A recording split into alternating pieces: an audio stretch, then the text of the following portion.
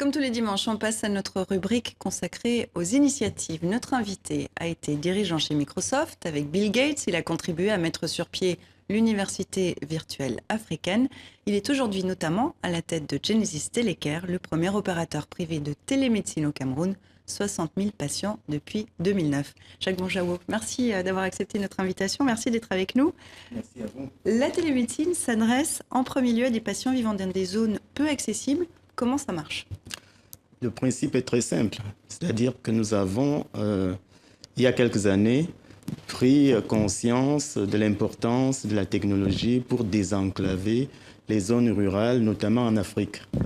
Et alors, je me suis proposé avec des partenaires de mettre sur pied ce système de télémédecine précisément. Comment ça marche concrètement ? Concrètement, lorsqu'on se trouve dans une zone rurale et qu'on n'a pas la possibilité d'avoir accès à des médecins, encore moins à des spécialistes, on peut rester sur place dans des centres que nous créons et se connecter à un médecin qui, lui, se trouve dans un centre urbain.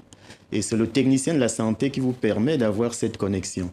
Si le technicien en question a besoin de prendre votre température ou votre ECG, il peut le faire à distance et envoyer les résultats en direct au médecin qui les interprète. Combien ça coûte ? Combien ça coûte ? Ça coûte relativement...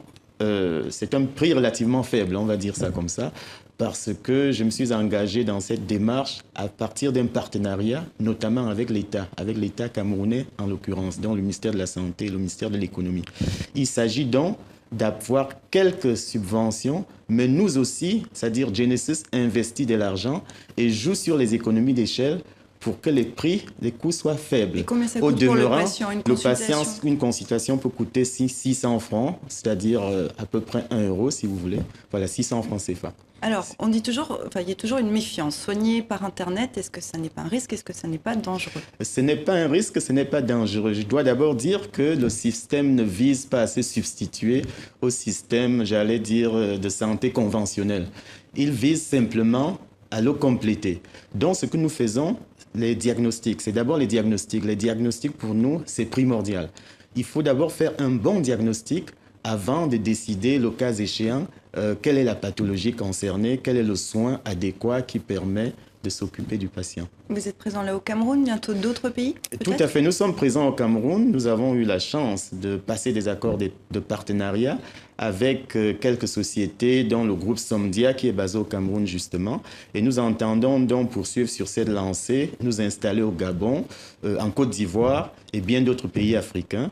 Et je pense que pour l'heure, nous voulons d'abord être solides, passez-moi l'expression, au Cameroun, avant de pouvoir avancer pour aller beaucoup plus loin. Alors je le disais tout à l'heure, 60 000 patients depuis 2009, vous voulez être plus solide encore. Quel est votre bilan ?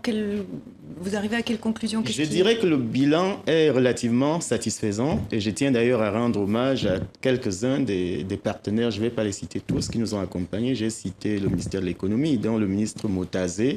Je cite également la première dame du Cameroun, Madame Chantal Biya, qui nous a accompagnés dans notre démarche en parrainant très fortement ce projet. Nous pensons que nous allons avancer beaucoup plus vite puisque nous avons posé les bases solides de ce projet à l'image de l'Université virtuelle africaine que vous avez citée au départ. Alors, je rappelle que vous êtes également l'auteur de Révolution numérique dans les pays en développement, l'exemple africain. Pour vous, le numérique peut et doit être un accélérateur de croissance en Afrique ? Absolument. Je pense que le numérique peut franchement révolutionner l'Afrique. Pensez au téléphone portable. Vous constatez que c'est véritablement une explosion. Lorsque je le prédisais dans mon premier livre qui était Internet d'une chance pour l'Afrique, moi-même j'avais sous-estimé cette explosion du portable qui se passe dans moins de 10 ans plus tard. Et le portable, justement, c'est un outil qui permet de désenclaver. Jacques Bonjaou, merci beaucoup d'avoir accepté notre invitation. À très bientôt. Merci à vous.